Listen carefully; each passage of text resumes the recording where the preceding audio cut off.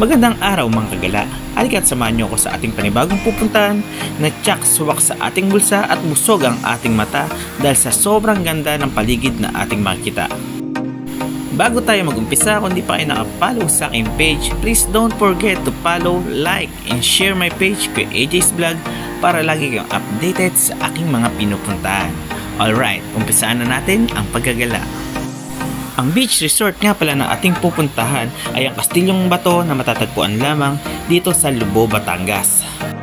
From San Jose del Monte, Bulacan, bumiyahe kami ng 6 hours pupunta dito sa Lubao, Batangas or Kastilyong Bato gamit ang aming motor.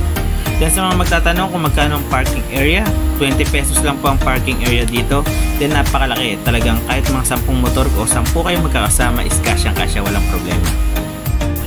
From parking area to seaside dito sa Kastilyong Bato, siguro maglalaan tayo ng around 15 to 20 minutes, depende sa bilis ng ating lakad.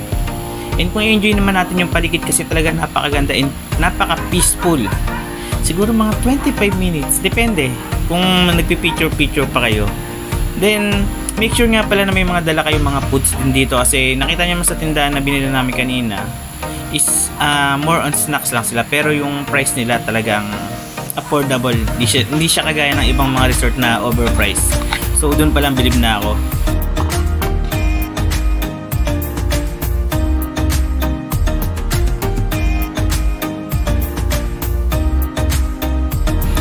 Ayan mga kagala, kung mapapansin niyo sa ating paligid is more on rock formation siya. So talagang napakaganda niya pagdating sa ating paningin din sa mga mahilig sa mga mag-picture dyan. So para sa inyo to.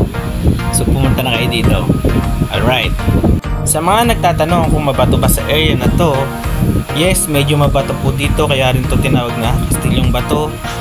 Then may hugis kasi dito na pagpapahingan or pwede nating pagpahingan. Pero may mga part din man dito na mabuhangin katulad dyan. Puti yung buhangin dito sa part na to, may mga brown din.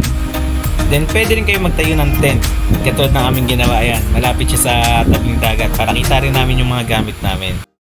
At yun na nga, di na kami nag-aksaya ng oras, nagpahinga lang kami saglit at naligo na kami sa dagat. Kita-kita nyo naman yung kanyang saya habang naliligo sa dagat. Talagang worth it ang pagod pagpunta kayo dito. Nakalimutan ko nga rin palang sabihin kanina, no entrance fee pagdating sa resort na to. Kung doon kayo dadaan sa dinaanan namin, yung entrance fee na malapit sa tindahan, so ang babayaran nyo lang doon is parking fee na 20 pesos, then maglalakad na kayo. Yan, text muna natin ang lugar. Ganyan kaganda ang lugar na to. Solid mga kagala.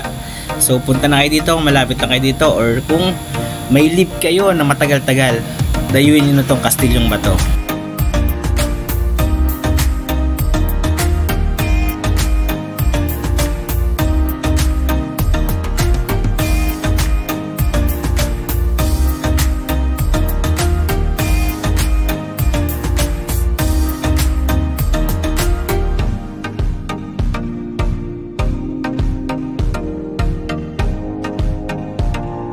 Sa mga magtatanong naman kung kids friendly din bang puntahan ang lugar nito?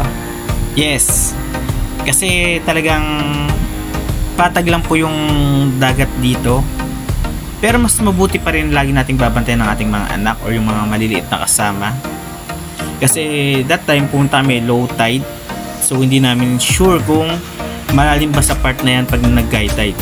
So pakibantayan din natin yung ating mga anak kung sakali kahit na low tide or high tide kung pupunta tayo dito.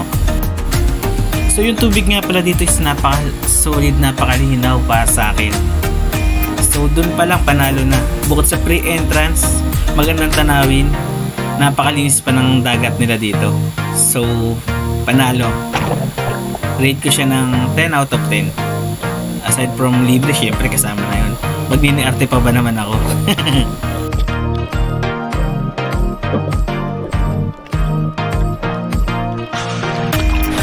Yun na nga mga kagala, kung ora mismo gusto nyo pumunta dito at di nyo alam ang daan, wasteable din tong beach resort na to, type nyo lang yung Kastilyong Bato at lalabas na ang Lubao, Batangas, Kastilyong Bato at yun yung direction papunta dito. Alright.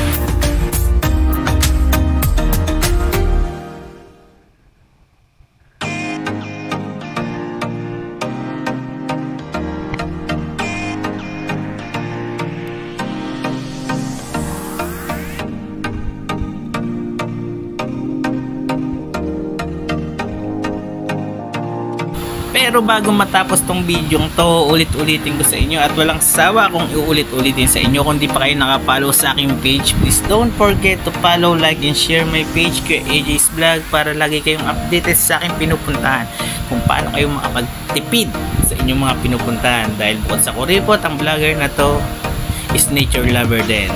So, bye-bye!